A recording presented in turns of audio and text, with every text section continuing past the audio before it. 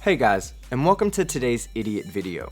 Now the video we're going to be covering today comes from YouTube user 011S and is part 2 of his 10 questions for flat earthers, covering questions 6 through 10. Now if you haven't watched part 1 of this video yet and you're wondering why we're starting out with an idiot count of 12, stop the video here, go watch part 1 first and see how much of a fucking idiot 011S is, and then come back and finish watching this video next. So let's begin. Question 6. Storms. Hurricanes typically rotate counterclockwise in the northern hemisphere, and typhoons typically rotate clockwise in the southern hemisphere. Well, on the flat Earth model, the Sun and Moon's path is centered around the equator. The Sun moves in a circular pattern above the Earth every day, and it does so in a spiraling in and out pattern between the tropics to create the seasons. 011S. You're a fucking idiot. The question wasn't about the seasons, the question was about hurricanes and typhoons and other weather systems that seem to follow a pattern of rotating counterclockwise in the northern hemisphere and clockwise in the southern hemisphere. Now there is no explanation on a flat Earth because to get this phenomenon to occur consistently in nature means that you must have some sort of circular rotation involved. Now I don't think that 011S has an adequate understanding of the Coriolis effect on weather systems to be able to dispute the fact that the Coriolis effect can only occur on a rotating globe Earth and would be impossible on a stationary flat Earth. 011S, you're an idiot. The motion of the oceans goes one way north of the equator and the other way south of the equator, supposedly. I theorize that the Sun and Moon's path separates the waters and causes them to flow differently.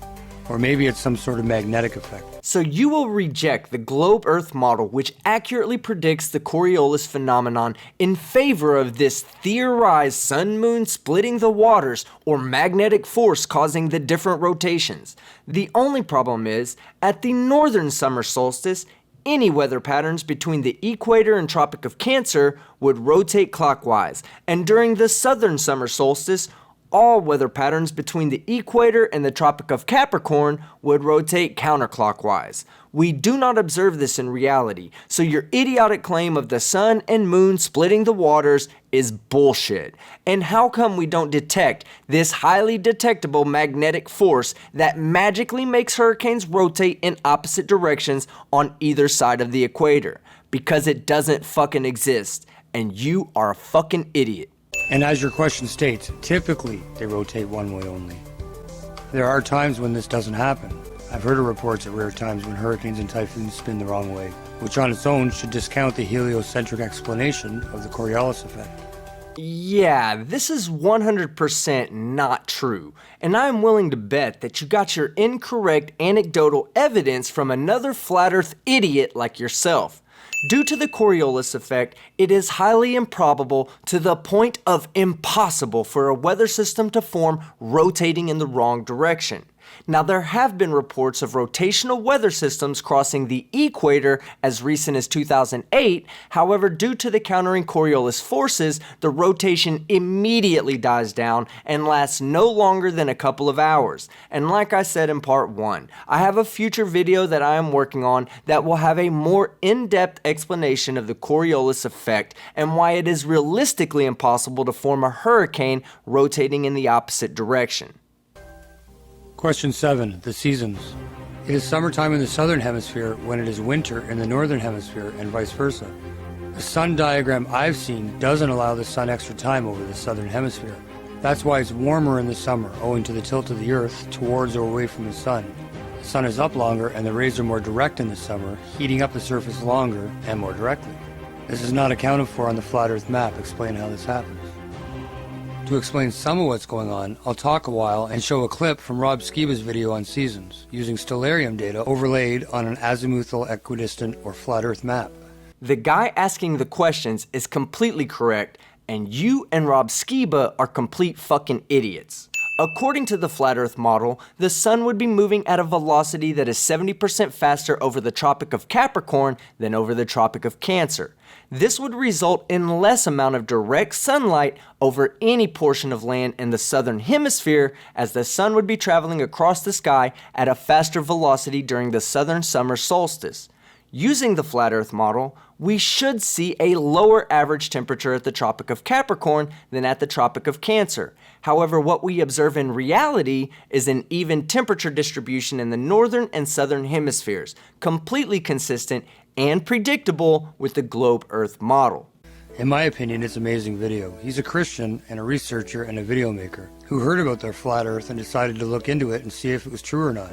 He wasn't even a confirmed flat earther at the time of the video you're watching, although I'm pretty sure he is now. Oh yeah, 100% confirmed. Rob Skiba is a flat Earth fucking idiot. He does some of the best work on YouTube for flat Earth research. Ha! Flat Earth research. Now that's an oxymoron. Calling anything flat Earth research is like calling recess in elementary school as outside science class. You're a fucking idiot. And I highly suggest watching his videos on testing the globe. He went to Stellarium, pointed the view straight up, and recorded the sun and moon's path for a year.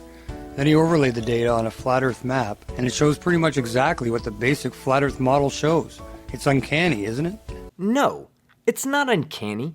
It's a model designed by idiots for idiots. What Rob Skiba did was essentially track the subsolar point on a flat Earth model. The subsolar point is the point on Earth where the sun is perceived to be directly overhead. On the solstices, the subsolar point is plotted along the tropics, Cancer in the north and Capricorn in the south, and during the equinox, the subsolar point follows the equator. The main problem with this map is that it only matches observational reality at the subsolar point. Any and all other attempts to use this map as an accurate way of predicting sunrise, sunset, or the position of the sun at any time of day will result in an incorrect prediction. For instance, on the equinox, the sun rises due east for an observer on the equator. However, on the flat Earth model, the sun must rise at some point north of due east, which is completely inconsistent with reality. This single observation alone destroys the viability of the flat Earth model, as they have no plausible explanation for their model's lack of predictability and will avoid this topic in discussion and debate at all costs. I think this clip is stunning. If you find this stunning, you should really go put a metal fork in a light socket and see how stunning that is, because you're a fucking idiot. There's a link below for anyone that wants to watch the whole thing, which I highly suggest doing. Now, the seasons have been explained on YouTube by flat earthers for some time, and saying we don't have an answer or a model is disingenuous or laziness on the asker's part at best. No, it's not. What's disingenuous and laziness, in my opinion, is how flat earthers approach reality. Every non-flat earther that's smarter than them is automatically a paid shill, and any evidence that does not match observational reality is just thrown aside and not looked into further. In fact, I would say that two of the most defining characteristics of flat earthers is being disingenuous and lazy, which is why they have never contributed to advancing society scientifically. But I think it's probably for the best, because all flat earthers are fucking idiots. Plus, the flat Earth exploration by masses is fairly new, and we've just got started on all these topics. So as time goes on, we'll have more and more answers for why things work just the way they do. Actually, the idea that the Earth was flat predates the idea that the Earth is a globe by hundreds, if not thousands of years. So don't give me that bullshit saying that you need more time to come up with plausible explanations.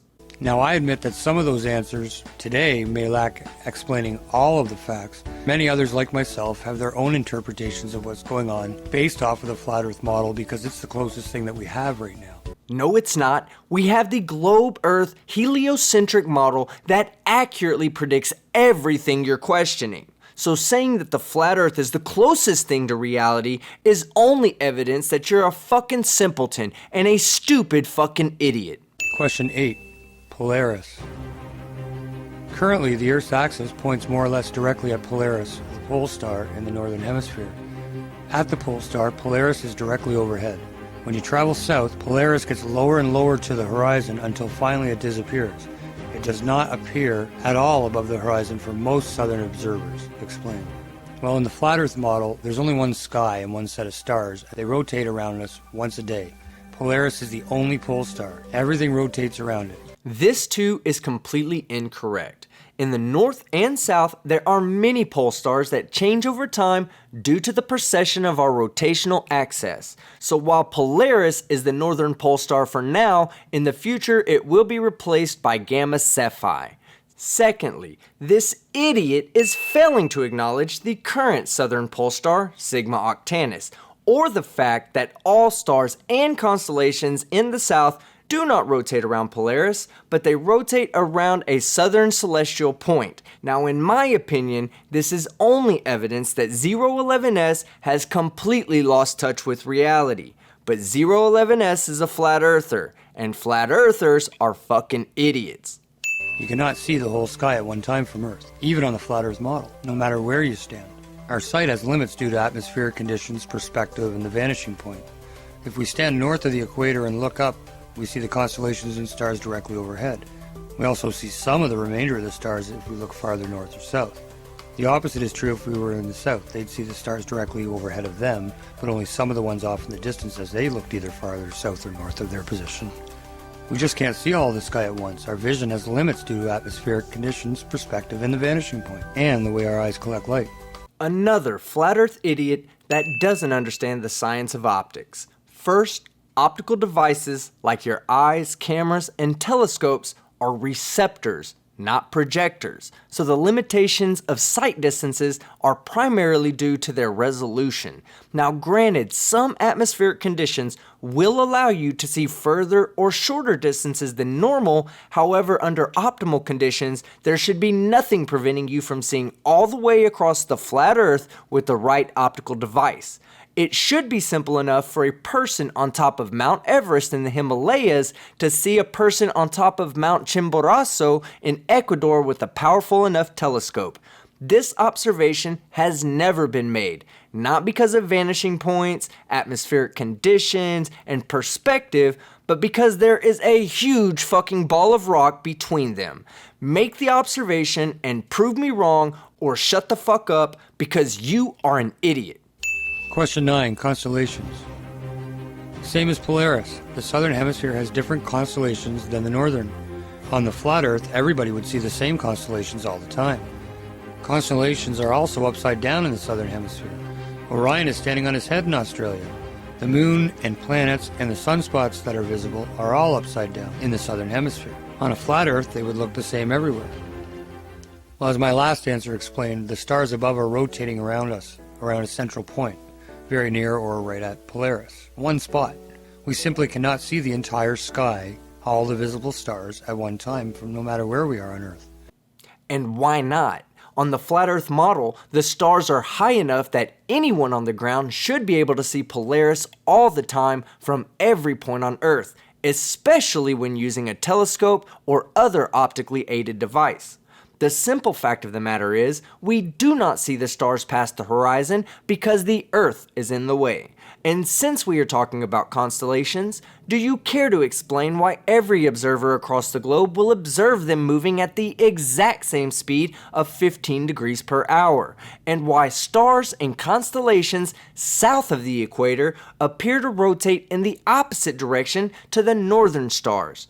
Flat Earthers just don't completely think through the explanations they have for their model, or they don't use critical thinking combined with observations to revise their model and beliefs. Just more evidence that Flat Earthers, and especially 011S, are fucking idiots.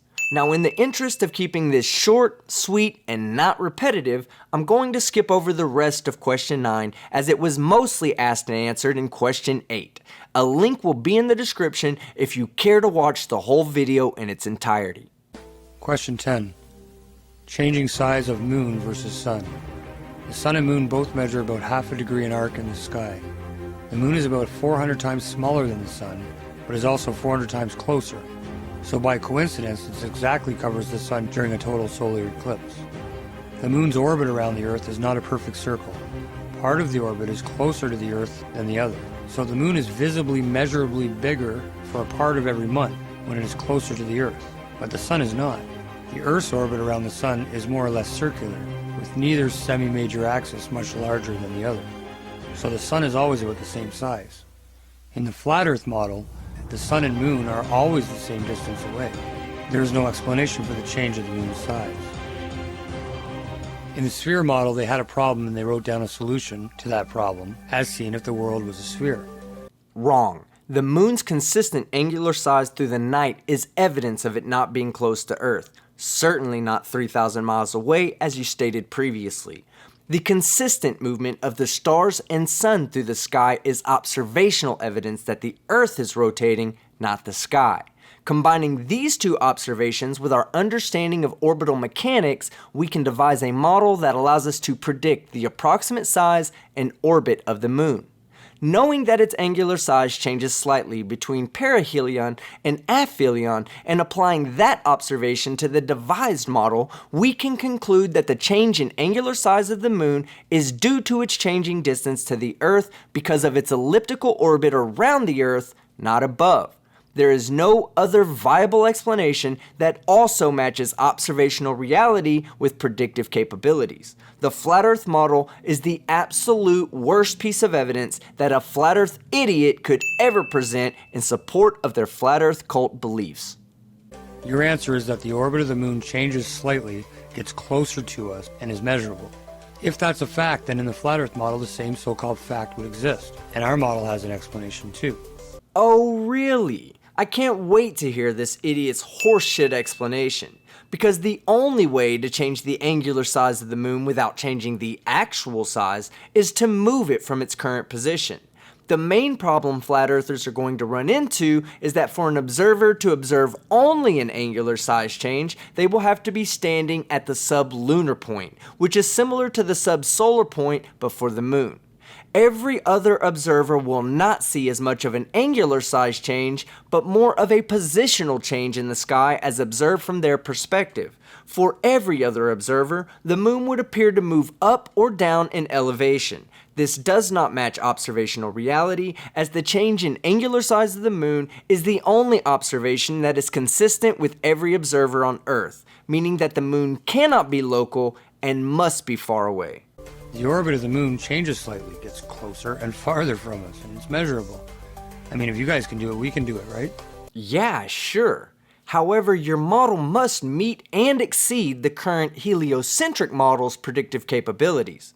But something tells me that the flat Earth model is going to fall short, especially since it still fails to be able to predict where the sun will ever rise and set, and it fails to predict when and where future eclipses will occur. Flat Earthers are such gullible idiots. In my opinion, the Sun and Moon both get closer and farther away from us during their cycles. It's a pattern repeated every year, or for the Moon's case, every month, in conjunction with every year. Now, as I mentioned in a previous question, Rob Skiba did some great work on stellarium data, plugging it all into an AE map, and to me, it's confirmation of the flat Earth model for seasons. And as I've said before, Rob Skiba's a fucking idiot. And you're an idiot too for not realizing that this animation was nothing more than a plot of subsolar and sublunar positions across a flat Earth map, and is in no way evidence to support your bullshit answers to these very valid questions. But that video doesn't show any height increase or decrease with the Sun and the Moon. Or if it does, it's not easily visible. However, admittedly, I have theorized about the Sun's path much more than the Moon's, and it is the focus of one of my upcoming videos. But right now, it's more theory than proof. I can't wait for you to put out that video. I will be there to download it, debunk it, destroy it, and expose you for the flat Earth idiot that you actually are. Now, I'd like to take the time out to thank 011S for exposing his tiny IQ for the world to see. It's idiots like you that make it easier for me to find new and interesting material for my subscribers. Because 011S, you are a fucking idiot. I'm Father Skeptic, and I'm out.